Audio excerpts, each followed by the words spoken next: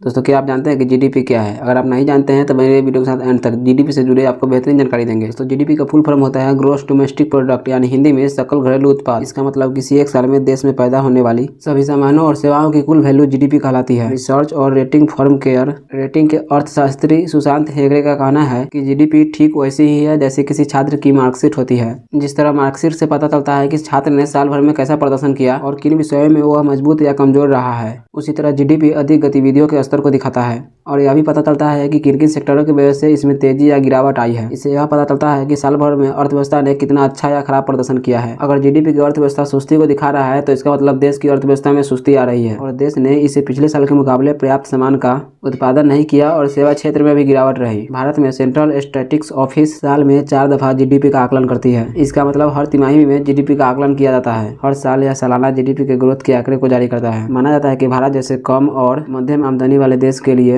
हर साल अधिक GDP growth हासिल करना जरूरी है ताकि देश की बढ़ती आबादी की जरूरतों को पूरा किया जा सके। जीडीपी से एक तय अवधि में देश के आर्थिक विकास और ग्रोथ का पता चलता है। दोस्तों अब आप यह सोच रहे होंगे कि इसका आकलन कैसे किया जाता है। दोस्तों इसका आकलन 4 अहम घटकों के जरिए इसका आकलन किया जाता है, जिसमें पहला घटक कंजम्पशन एक्सपेंडिचर है। गुड्स और सर्विसेज को खरीदने के लिए लोगों के कुल खर्च पर लगाए जाते हैं। दूसरा गवर्नमेंट एक्सपेंडिचर है और तीसरा इन्वेस्टमेंट एक्सपेंडिचर है और आखिर में नेट एक्सपोर्ट्स आता है। दोस्तों जीडीपी का आकलन जो होता है नॉमिनल और रियल टर्म में होता है। नॉमिनल टर्म्स में यह वस्तुओं और सेवाओं के मौजूदा कीमतों पर वैल्यू है। जब किसी बेस ईयर के संबंध में इसे महंगाई के सापेक्ष एडजस्ट किया जाता है तो हमें रियल जीडीपी मिलता है और रियल जीडीपी को ही हम अर्थव्यवस्था के ग्रोथ के तौर पर मानते हैं। जीडीपी के डेटा को 8 सेक्टरों में इकट्ठा किया जाता है। इनमें कृषि, manufacturing, electricity, gas supply, whining, वानिकी और मत्स्य, होटल, कंस्ट्रक्शन, ट्रेड और communication, finance, real estate, insurance, business service और कम्युनिटी और सार्वजनिक सेवाएं शामिल है। दोस्तों जीडीपी आम जनता के लिए बहुत ही अहम है। आम जनता के लिए यह इसलिए महत्वपूर्ण है क्योंकि यह सरकार और लोगों के लिए फैसले करने का एक अहम फैक्टर साबित होता है। अगर जीडीपी बढ़ रही है इसका मतलब देश आर्थिक गतिविधियों के संबंध में अच्छा काम कर रही है और सरकारी नीतियां जमीनी स्तर पर प्रभावी साबित हो रही है